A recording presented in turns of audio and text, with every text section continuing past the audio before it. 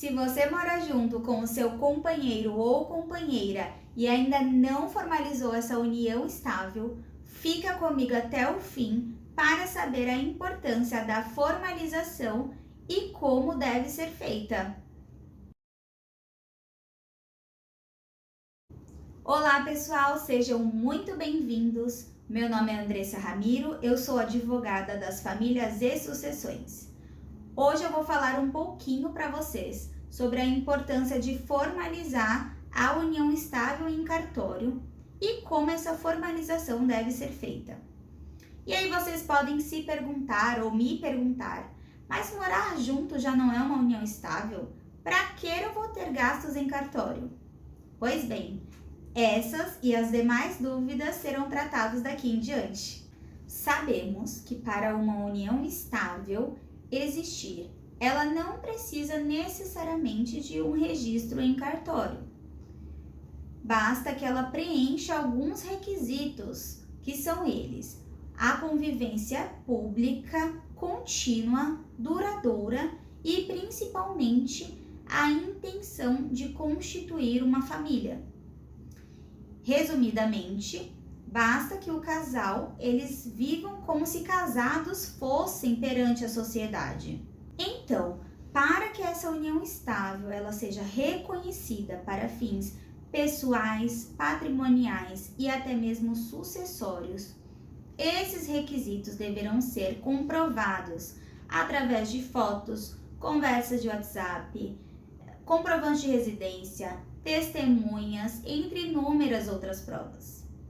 Sendo assim, a união estável ela poderá ser reconhecida sem qualquer tipo de registro em cartório, mas também através de um documento público registrado em cartório. E aí vocês vão me perguntar, por que eu vou registrar a união estável em cartório se ela poderá existir demonstrando os requisitos que são a convivência pública, contínua, duradoura e a intenção, a vontade de constituir uma família?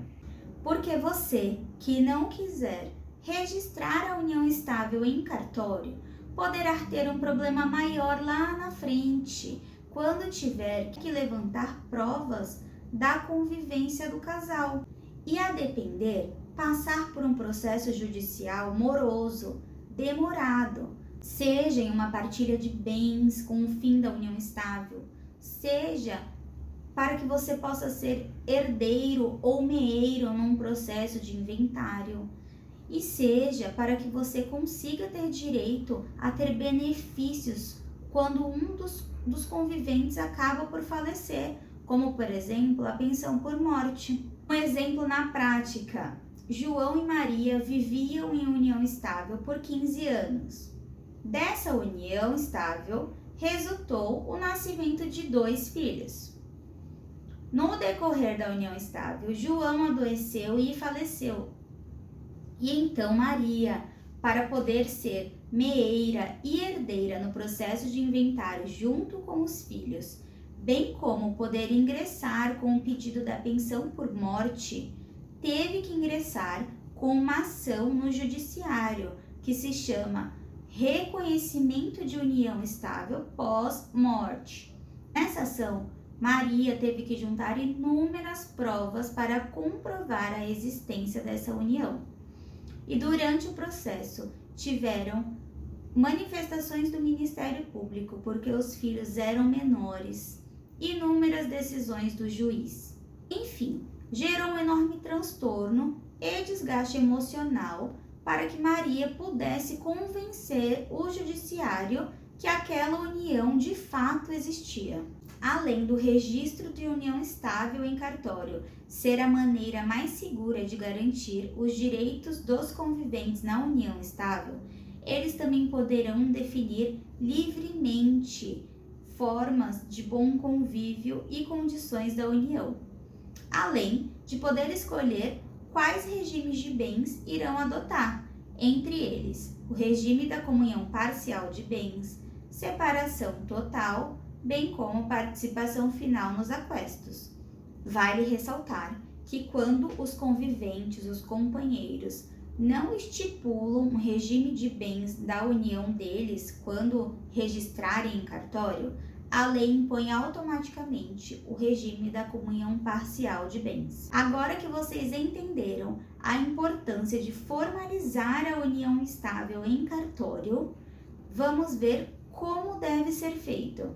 Existem duas formas de formalizar, de regularizar a união estável em cartório, sendo elas através de escritura pública e de contrato particular. A escritura pública é feita através de um tabelionato de notas, tabelião de notas, como você preferir. Cada região tem um termo melhor utilizado, digamos assim. Então, você irá se dirigir nesse tabelionato de notas e informar que tem interesse em regularizar a sua união estável através de uma escritura pública. Cada tabelionato de notas tem uma forma de proceder. E então, eles irão te disponibilizar uma lista de documentos necessários e informar quais as datas disponíveis para os conviventes irem assinar a escritura pública ou até mesmo se poderão fazer ali naquele mesmo momento. Além da escritura pública, como dito anteriormente, nós temos o contrato particular. Então, o contrato particular poderá ser elaborado pelos conviventes ou através de um advogado que os represente, para que seja registrado num cartório de títulos e documentos. Veja bem, a escritura pública será registrada num cartório de notas e o contrato particular será registrado num cartório de títulos e documentos.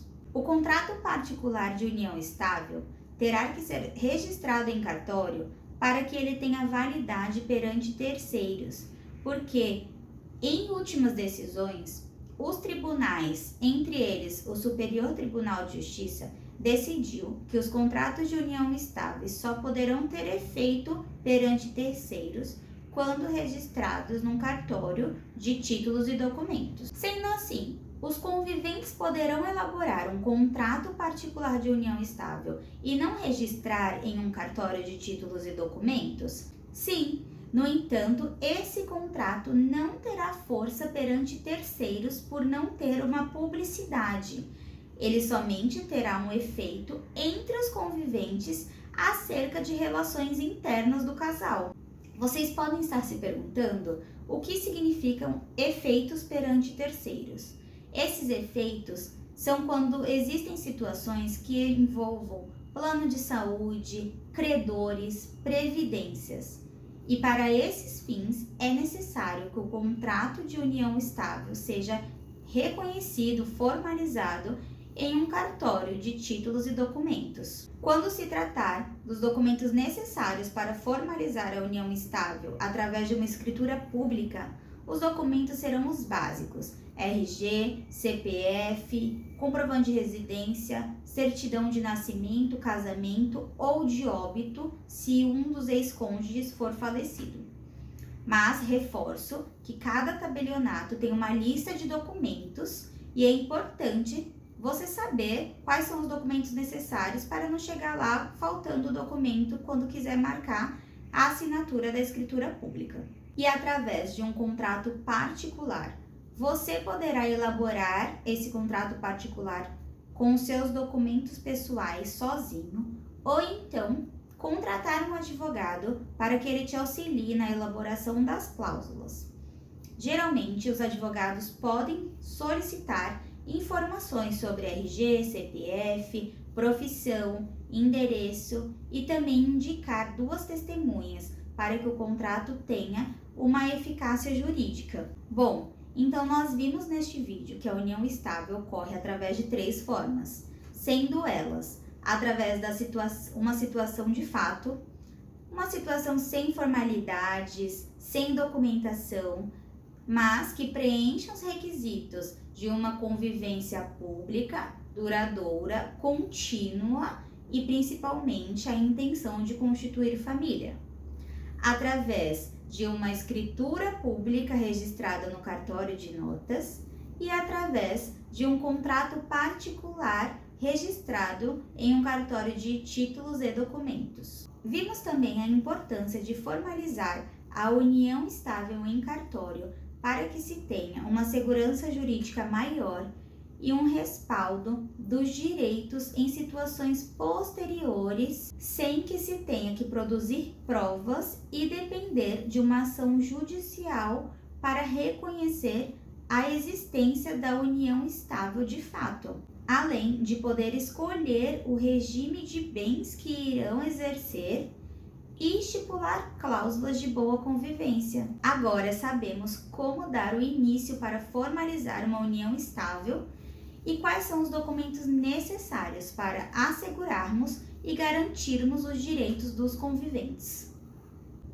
Se esse vídeo te ajudou de alguma forma, peço que deixe seu like, se inscreva no canal e ative o sininho, porque dessa forma o YouTube vai entender que esse conteúdo também pode ser relevante para outras pessoas.